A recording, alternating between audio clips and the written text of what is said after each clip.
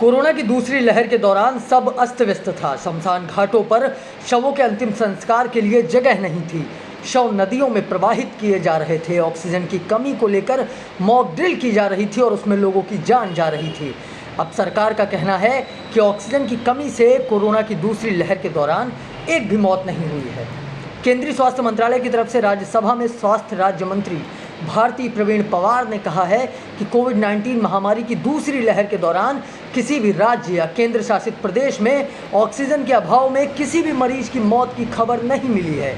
लेकिन सरकार के इस दावे पर देश की जनता सवाल उठा रही है। इस पूरे मामले को लेकर उत्तर प्रदेश के अलग अलग हिस्सों से उन लोगों ने एनबीटी ऑनलाइन के रिपोर्टर्स से संपर्क किया जिन्होंने कथित तौर पर ऑक्सीजन की कमी की वजह से अपनों को खोया।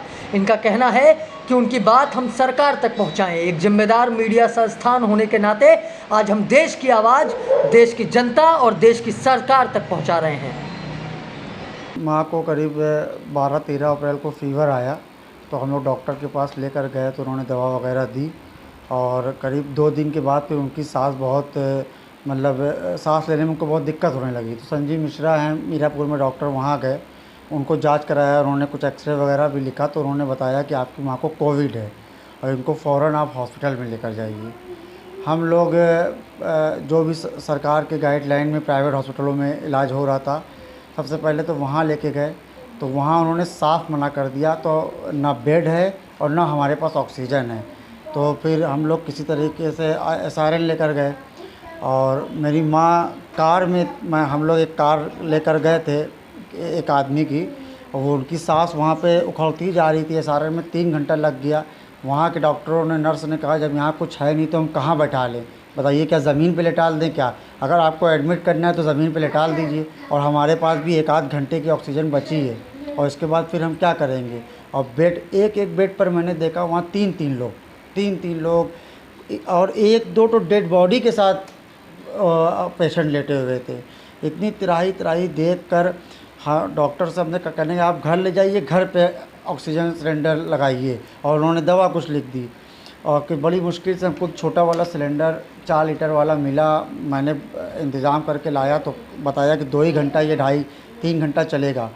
बड़े वाले सिलेंडर के लिए पूरे शहर में हर तरफ गए लेकिन कहीं भी सिलेंडर नहीं। एक सिलेंडर 25,000, 30,000, 35 हज़ार तक का, क्योंकि वो महामारी का पीक टाइम था।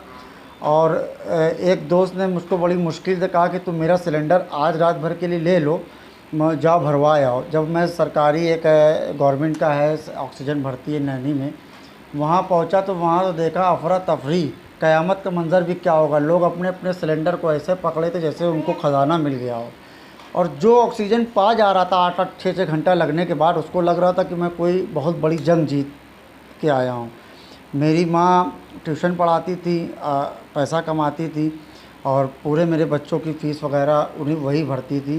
और उनकी हर आखिरी सांस के साथ हम लोग की सारी उम्मीदें टूटी जा रही थी। हमारे परिवार का वो बहुत अभिनंग थी।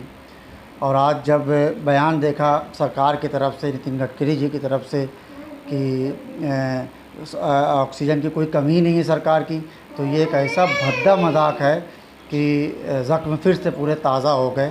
काश वो आते तो मैं कम से कम 20 से ज़्यादा मौतें तो अपने मोहल्ले में दिखा सकता हूँ ऑक्सीजन की कमी से। और पूरे कब्रिस्तान पटे थे और सब के सब सिर्फ सरकार की लापरवाही, सरकार में ऑक्सीजन की कमी होने के कारण ये सारी मौतें हुई हैं। ये मौतें बच सकती थी अगर पर्याप्त ऑक्सीजन और पर्याप्त बेड होता। गवर्नमेंट कहती है कि ऑक्सीजन की पूरी सुविधा थी, लेकिन मेरे हस्बैंड की ऑक्सीजन के कारण तबीयत ख़राब थी। मैं अपने हस्बैंड को हॉस्पिटलों में लेके गई थी, लेकिन किसी ने भी हॉस्पिटल में एडमिट नहीं किया। उसने बोल दिया यहाँ पर ऑक्सीजन की सुविधा नहीं है। मेरे को 3-4 हॉस्पिटल हो गए थे, लेकिन किसी हॉस्पिटल वालों ने एडमिट नहीं किया। सब ने बोल दिया यहाँ ऑक्सीजन नहीं है। मैंने उनसे काफ़ी रिक्वेस्ट की थी, हाथ जोड़े थे, पैर छुए थे, सबसे बोल रही थी भाई भगवान के ऊपर है, लेकिन मेरे आप हस्बैंड को एडमिट कर लीजिए, लेकिन उन्होंने एडमिट नहीं किया। ऑक्सीजन, उनको सांस लेने में काफ़ी प्रॉब्लम हो रही थी। सारे डॉक्टर, सारे स्टाफ बोल रहा था कि यहाँ ऑक्सीजन नहीं है। गवर्नमेंट कहती है कि ऑक्सीजन की पूरी सुविधा थी। आज मेरे हस्बैंड की जो मौत हुई थी वो ऑक्सीजन के कारण हुई है। ऐसे मैं काफ़ी जगह गई थी। जब लास्ट में एंड में मेडिकल इमरजेंसी बची, मैं वहाँ पर लेके पहुँची थी। वहाँ पर लेके पहुँची, उनको सांस लेने में काफ़ी प्रॉब्लम हो रही थी। जब तक मैं पहुँची थी, मैंने मुंह से भी सांस दी, उनको ऑक्सीजन देने की पूरी कोशिश की थी, लेकिन फिर भी मैं अपने पति को नहीं बचा सकी। अब इसका जिम्मेदार कौन होता है, बताइए। उनको दूसरी लहर में उनकी डेथ हो गई ऑक्सीजन ना मिलने के कारण। ये बिल्कुल गलत है। मेरे हस्बैंड को कोरोना था और उनको ऑक्सीजन ना मिलने के कारण ही उनकी डेथ हो गई। जिस माँ ने हमें सब कुछ अपना झेल के हमें पाला, हम उसके लिए गैस ऑक्सीजन सिलेंडर अरेंज नहीं कर पा रहे हैं, ना उसे बेड दिलवा पा रहे हैं। और नोएडा जो पूरे उत्तर प्रदेश के अंदर हाईटेक सिटी के अंदर नंबर 1 पे आता है नोएडा, वहाँ इस तरीके की फैसिलिटी कुछ भी नहीं हो रही है, ना हॉस्पिटल्स में है ना कुछ है। और सिर्फ हॉस्पिटल्स के अंदर लूट खसोट हो रही है और कुछ नहीं हो रही है। जो पैसा दे रहा है उसको मिल रहा है। हम जहाँ भी बात कर रहे थे वहाँ ऑक्सीजन नहीं है, बेड नहीं है, ऑक्सीजन नहीं है, बेड नहीं है। यही बीतते बीतते सर रात को जब मैं कैलाश पहुँचा, फिर दोबारा 26 गया बोलो।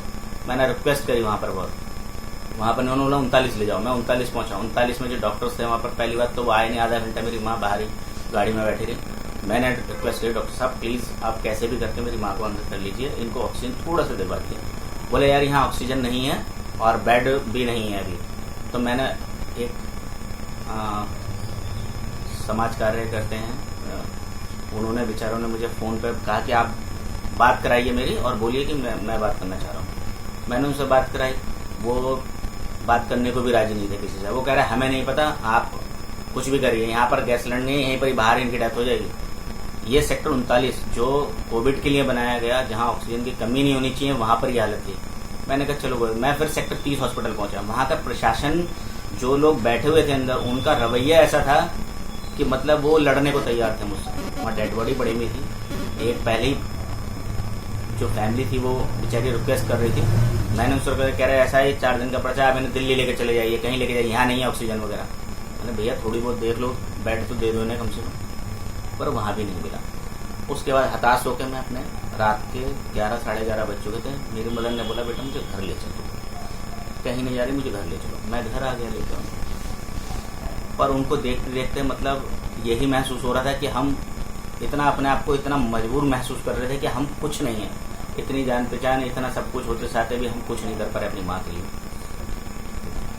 12:10 पर मेरी माता जी ने एकदम उनकी सांस उखड़ने लगी। जब हमने ऑक्सीजन लेवल चेक करा उनका 35-40 पे लिया। उसके तुरंत बाद सर 21 तारीख को मेरी मिसेज कोविड के कारण मेधा हॉस्पिटल सेक्टर 11 प्रताप बिहार में एडमिट हुई थी। और उसके बाद 21 तारीख से बीच में कई बार यहाँ ऑक्सीजन की भारी कमी है। गवर्नमेंट सरकार दावा करती है कि ऑक्सीजन की कोई कमी नहीं है, लेकिन ऑक्सीजन की बहुत भारी कमी रही, जिसकी वजह से मेरी मिसेज खुद मैं जवाबदार हूँ। मैं खुद इस चीज़ का साक्षी हूँ कि मेरी मिसेज की कोविड के ऑक्सीजन की भारी कमी के कारण इसका ध्यान दिया। तो मैं कई हॉस्पिटल में गया उनको लेकर, वहाँ पर उन लोगों ने बोला कि यहाँ पे बेड की कोई मतलब कोई व्यवस्था नहीं है, आप कहीं और देखिए।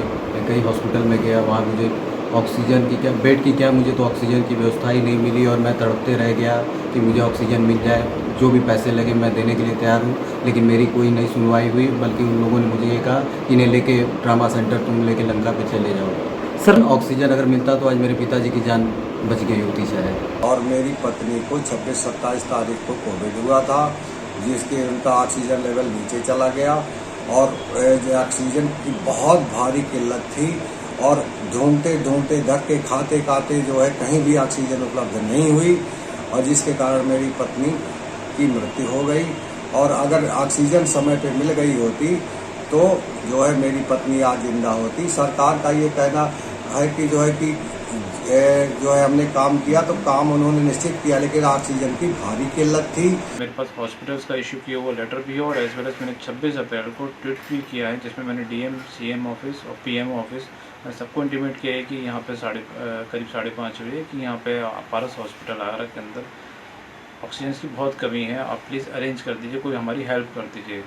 बट मेरे पास ऑक्सीजन सिलेंडर्स नहीं पहुँच पाए, और 8:30 बजे फिर मैंने दोबारा से एक रीट्वीट किया जिसमें मेरे फादर की डेथ हो गई ड्यू टू ऑक्सीजन शॉर्टेज की वजह से।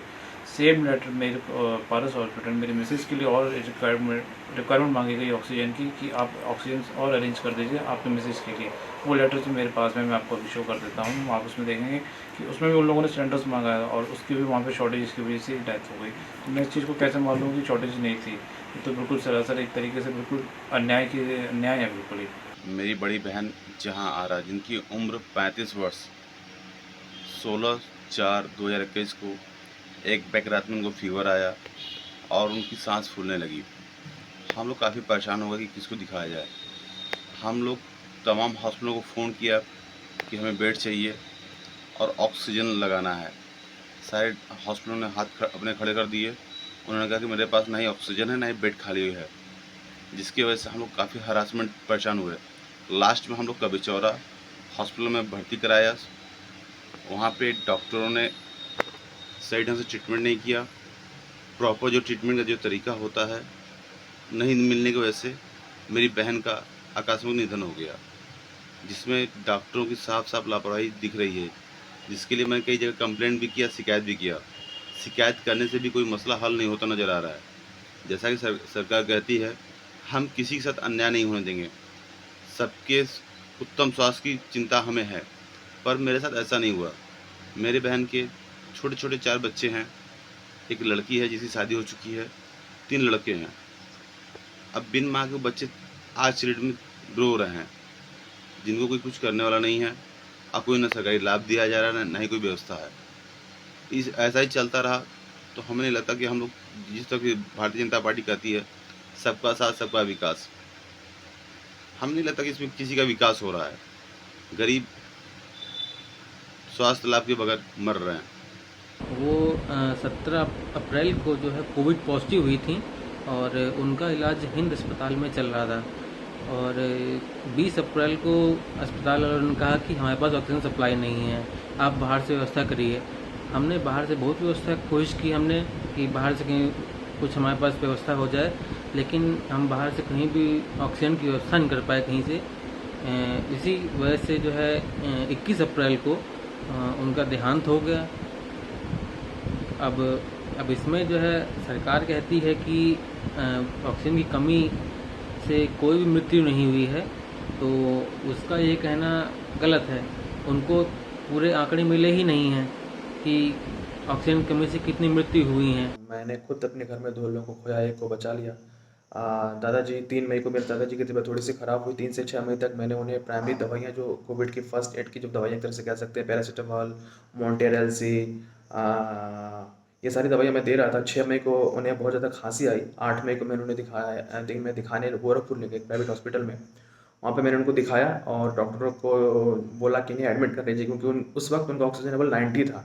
डॉक्टर ने एडमिट नहीं किया, उन्होंने दवाई दे दी, स्टेरॉयड मेडोल के नाम से जो आता है उसको दे दिया और कुछ दवाइयाँ दी, बोली कि आप घर ले जाइए, वो ठीक हो जाएंगे। 8 को दिखा के मैं 9 को घर लाया। 9 को एहतियातन मैंने एक सिलेंडर की व्यवस्था कर रखी थी ऑक्सीजन की, लेकिन उसमें सिलेंडर बदकिस्मती से नहीं था। 10 को दादाजी को बहुत ज़्यादा खांसी आई और जब मैं सिलेंडर लगा रहा, खांसी आई और ऑक्सीजन तुरंत गिर के 82 पहुँच गया और जब मैंने उनमें ऑक्सीजन लगाया जो सिलेंडर मेरे पास पड़ा हुआ था उसमें ऑक्सीजन नहीं था। जब तक मैं दूसरा लेने गया, दूसरा लेके आता, मेरे लाने के दूसरा सिलेंडर जब मैं लेके आ रहा था ब्लैक में, मेरे लाने के 10 मिनट पहले उनका देहांत हो गया। 10 को ये घटना हुई, 16 को घर में एक और घटना हुई और 16 को एक और दादाजी कोविड में ऑक्सीजन की वजह से उनका भी देहांत हो गया। तो सरकार जो कह रही है वो पूरी तरह से गलत है। इसमें मुझे आदम गोडवी की 2 लाइनें याद आती हैं कि तुम्हारे फाइलों में गाँव का मौसम गुलाबी है, मगर ये आंकड़े झूठे हैं, ये दावे किताबी हैं। तो सरकार जो कह रही है इसमें कोई सच्चाई नहीं है। जिन्होंने भोगा है, जिन्होंने झेला है, जिनके खुद अपने गए हैं, जिन्होंने खोया है, वो इस दर्द को बेहतर समझ सकते हैं।